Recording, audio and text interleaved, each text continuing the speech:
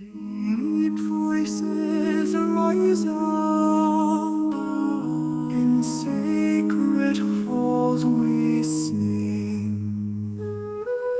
Alleluia echoes round, ancient walls they ring. Monks in robes of grey, hands in prayer they stay. Bonjour, nous sommes le vendredi 23 août. Là, j'ai vérifié la date. J'ai pris la peine de vérifier quand même la date pour être dans les cordes. Et le climat, ben voilà, il fait doux, encore doux, mais c'est le début de l'automne. Hein. On sent le début de l'automne, on sent le début, on sent l'énergie automnale. Et c'est particulier, c'est un peu triste. C'est un peu triste et un peu difficile de sentir cette énergie-là qui vient. En tous les cas, écoutez, rien de spécial à vous dire. Si ce n'est que j'ai quelques soucis de santé. Je ne rentrerai pas dans les détails, mais ça me permet d'avoir une forme de fraternité et de compréhension avec tous mes abonnés ou tous les gens qui me suivent, qui traversent des périodes où ils doivent subir des contrôles, des examens, etc. C'est le lot de beaucoup. Et donc, ce sont des phases difficiles parce qu'il y a une angoisse. Il y a toujours l'angoisse, vous savez, de l'épée Damoclès qui est dessus, qui est sur nous. Et on a quand même les jetons. On a toujours les jetons. Mais on est nombreux, hein, comme ça. Et ça rend humble aussi. Ça rend extrêmement humble de prendre conscience de notre vulnérabilité. Oui, nous sommes vulnérables. Nous sommes des êtres vulnérables. Quel que soit notre profil, je dirais, quelle que soit notre nature, nous sommes tous vulnérables. Et quand il y a du vent, comme hier, et quand voilà, ça y est, ça recommence, c'est au même endroit. On faisait comme ça hier. À cet endroit-là, il y a toujours du vent. Pénible, ça fait du bruit dans le micro, les gens n'entendent pas.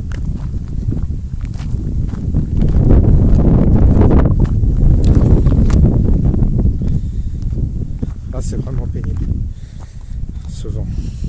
Enfin, c'est pas pénible pour moi, mais c'est pénible pour le son, pour la qualité du son.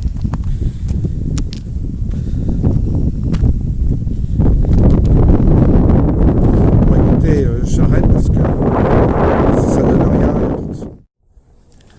Bon, on essaye là. On essaye, il y a peut-être moins de vent dans ce coin. On va voir. Oui, vulnérable, bah, ça nous rend humble. Ça nous rend humble et ça fait prendre conscience de notre condition humaine qui est, voilà, on est toujours sur un fil. Toujours sur un fil. Toujours à la merci. À la merci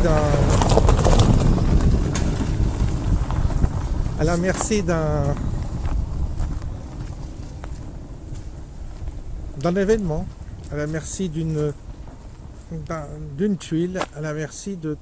On est comme ça. Et ça pose question sur la fragilité de l'homme sur Terre, parce que on est quand même on habite un corps, et on est dans un environnement hostile. Et du coup, c'est tout le temps, je défends mes défenses immunitaires, mes défenses aussi. Mon état de santé est dépendant de tout un environnement. Et Et on ne peut pas répondre.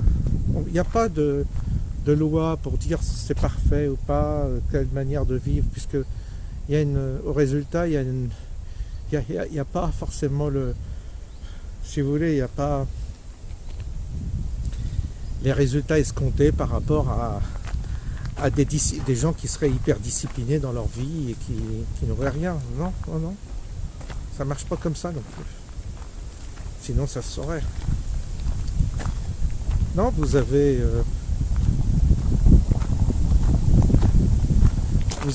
traversez un champ de mine et à chaque fois vous dites pourvu que je tombe pas sur une mine. Bon, j'arrête parce qu'il y a du monde. À plus. Ça y est, là on va rentrer dans le bois et ça va être plus simple pour parler. Parce que le vent, évidemment, c'est inaudible quand il y a trop de vent. Mais le vent dégage des nuages. Voilà, c'est ça l'avantage. Alors oui, je vous disais, vous savez, c'est marrant parce que des fois on se sent indestructible, on se sent fort, et on sent que rien ne peut vous arriver. Et puis, l'heure d'après, c'est tout le contraire. Vous vous sentez faible, vous vous sentez vulnérable, vous vous sentez fragile, vous vous sentez à la merci d'eux. C'est cette ambivalence qui est étonnante en nous. Et c'est vrai que des fois, on a des propos en fonction de l'état dans lequel on est. Et parfois on est très sûr de nous, on est affirmatif. Et puis d'autres fois, on est dans le doute. On baisse pavillon, comme on dit. Parce que on sent cette fragilité. Et la fragilité, elle est face à la mort, évidemment. Il n'y a pas 36... vous savez, le problème, c'est de quitter cette vie et sans savoir où on va. Sans savoir qu'est-ce qui nous attend de l'autre côté. Autant on peut être insatisfait de cette vie, autant on peut être insatisfait, surtout en ce moment, du climat dans lequel on est, un climat délétère, mais on ne sait pas où on va après. C'est la grande question. Et alors vous me direz, oui, il y a ceux qui ont fait des expériences de mort et de retour à la vie. Enfin, soi-disant, en tous les cas, c'est comme ça qu'on explique ces phénomènes. Je sais plus comment on dit, je sais pas. Je sais plus. Il faudrait que je retrouve le terme pour ça. Mais vous m'avez compris. Mais ça suffit pas, ces témoignages, vous comprenez? Ce sont que des témoignages. Et on ne sait pas.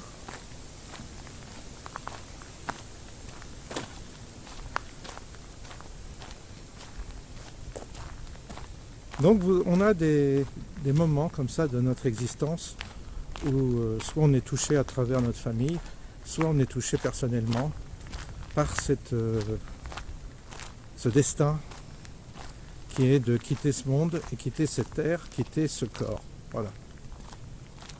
Donc à chaque fois qu'on est, surtout dans nos âges, en vieillissant, quand on est jeune, on a moins peur, on n'est pas effrayé par la maladie comme quand on vieillit.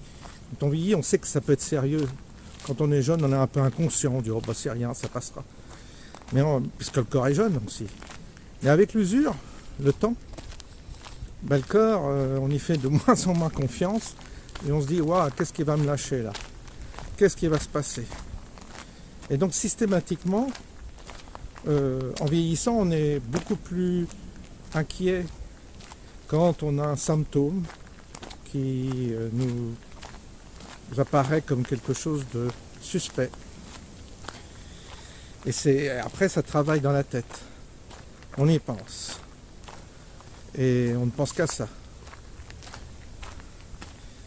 Ça devient presque obsessionnel. Et on ne parle que de soi, que de son problème. C'est des mécanismes qui sont logiques, qui sont normaux, comme ça.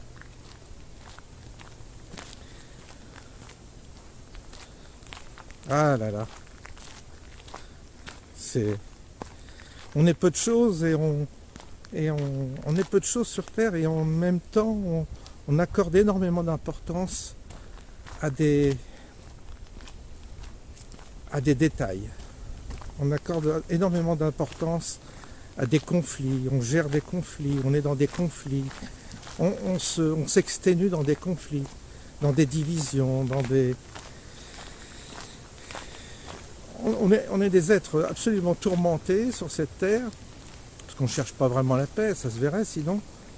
Et on passe notre temps, bêtement, à nous entretuer, nous critiquer, nous déglinguer les uns les autres.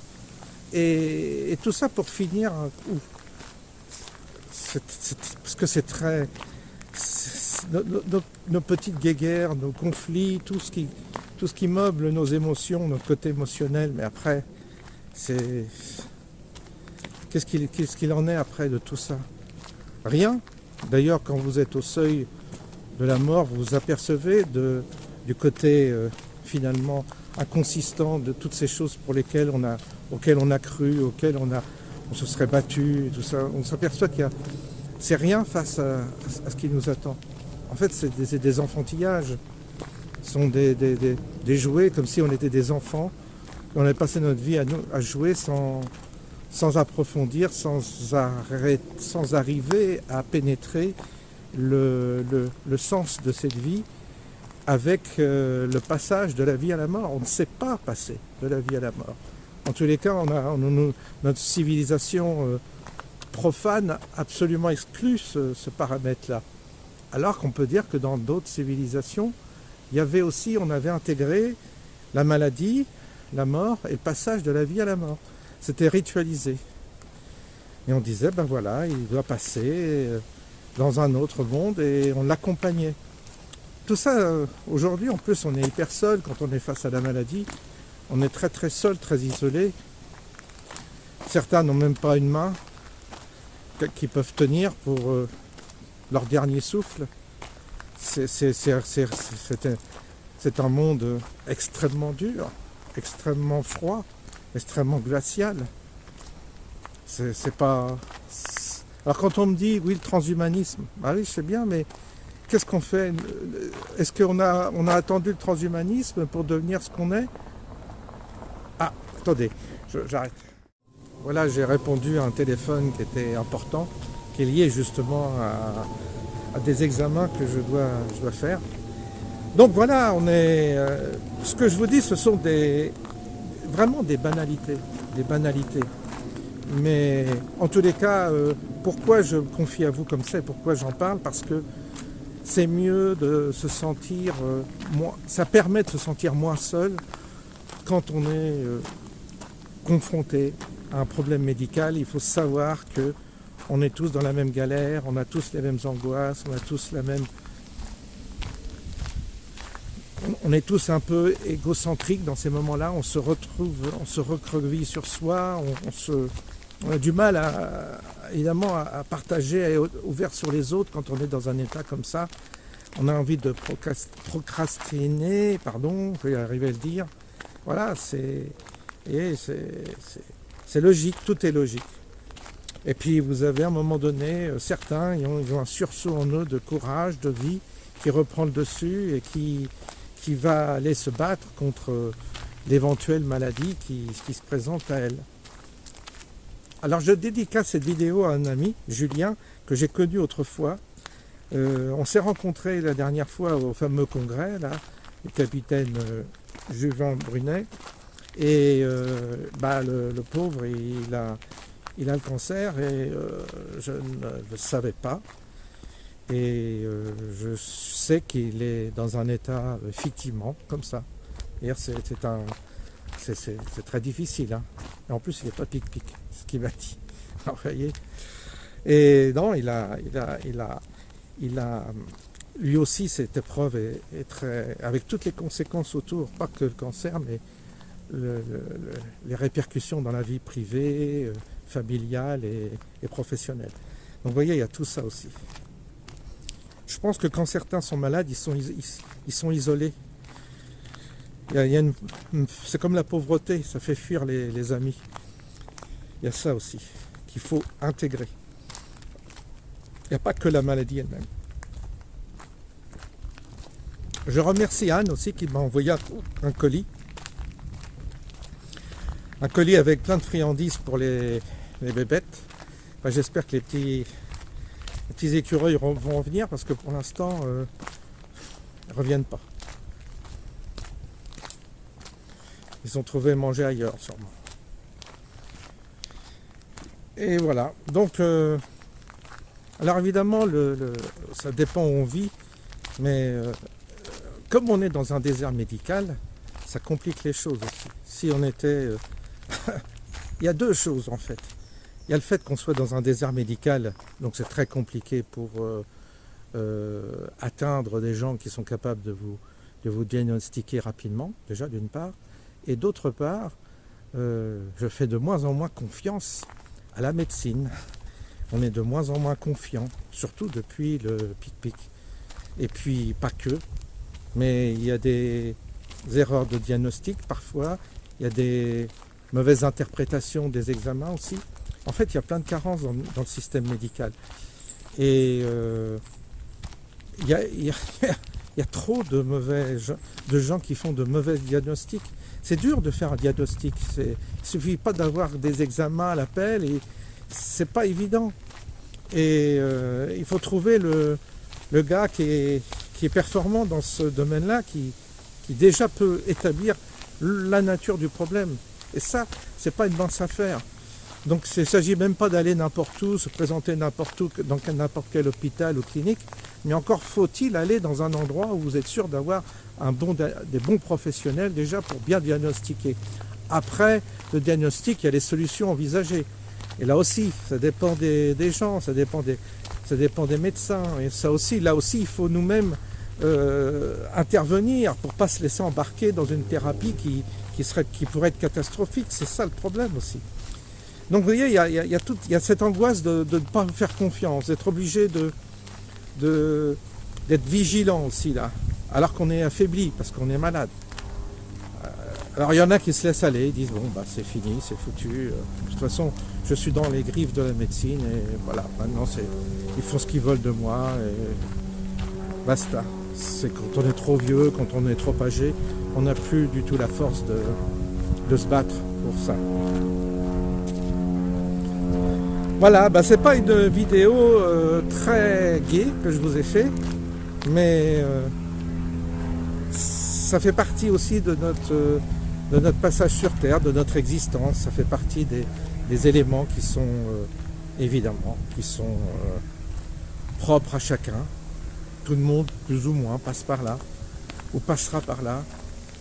Et on doit, avec pudeur bien entendu, avec pudeur et subtilité, on doit l'évoquer quand même entre nous, en sachant que ça rentre aussi dans les paramètres importants de notre existence terrestre, de gérer ces situations-là. Je vous souhaite une bonne soirée et je vous dis à bientôt.